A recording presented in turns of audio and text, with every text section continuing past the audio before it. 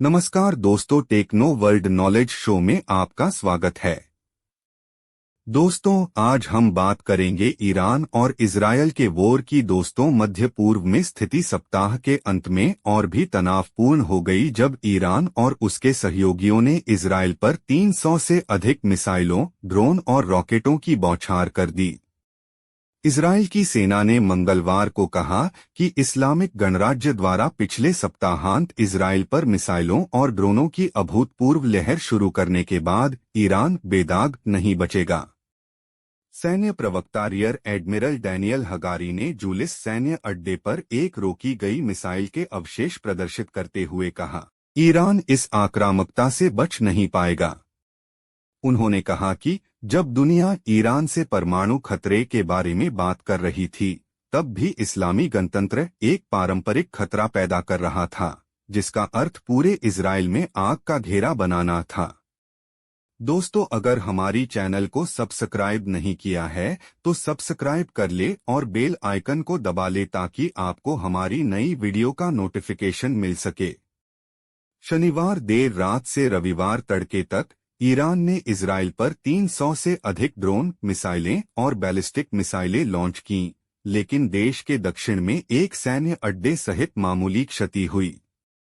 दोस्तों, लेबनान के ईरान समर्थित हिजबुल्लाह समूह ने कहा कि उसने मंगलवार को उत्तरी इजरायल में विस्फोटक ड्रोन लॉन्च किए, जब इजरायली सेना ने लेबनान से प्रवेश करने के बाद 2 सशस्त्र ड्रोनों को उड़ा दिया। हिजबुल्लाह लड़ाकों ने 2 चरणों में आत्मघाती ड्रोन के साथ हवाई हमला किया।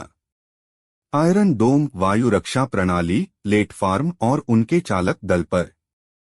दोस्तों, क्रेमलिन ने मंगलवार को कहा कि रूसी राष्ट्रपति व्लादिमीर पुतिन ने अपने ईरानी समकक्ष इब्राहिम राइसी के साथ एक फोन कॉल के दौरान चेतावनी दी कि मध्य पूर्व में और वृद्धि के विनाशकारी परिणाम हो सकते हैं।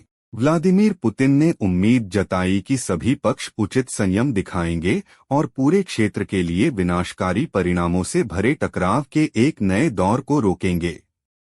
तेहरान ने कहा कि यह सीरिया में उसके वाणिज्य दूतावास पर घातक इजरायली हवाई हमले के प्रतिशोध में आत्मरक्षा की कार्रवाई थी। दोस्तों, मॉस्को और ईरान करीबी सैन्य और राजनीतिक सहयोगी हैं और यह कॉल ईरानी पक्ष के अनुरोध पर की गई थी। दमिश्क में ईरानी राजनयिक मिशन पर इजरायली हवाई हमले के बाद मध्य पूर्व में बढ़ती स्थिति और ईरान द्वारा उठाए गए जवाबी कदमों पर विस्तार से चर्चा की गई।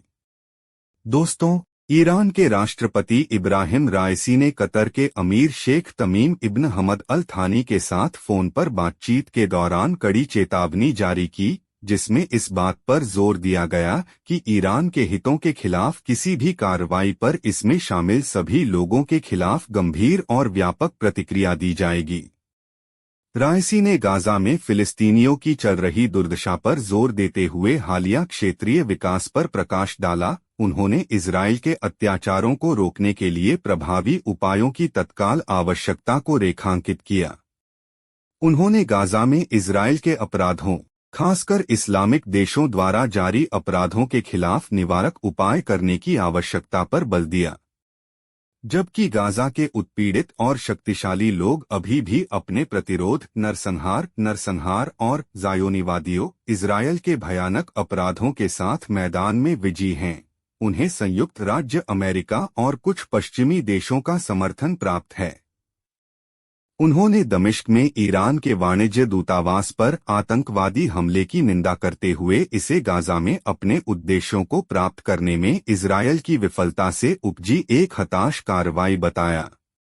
राइसी ने संयुक्त राष्ट्र चार्टर के अनुच्छेद 51 के तहत ईरान के वैध रक्षा के अधिकार पर जोर देते हुए वाणिज्य दूतावास हमले की निंदा करने में विफल रहने के लिए संयुक्त राष्ट्र और संयुक्त राष्ट्र सुरक्षा परिषद की आलोचना की। उन्होंने इजरायल, खासकर इस्लामिक देशों द्वारा जारी अपराधों के खिलाफ निवारक कार्रवाई करने की आवश्यकता का भी हवाला दिया।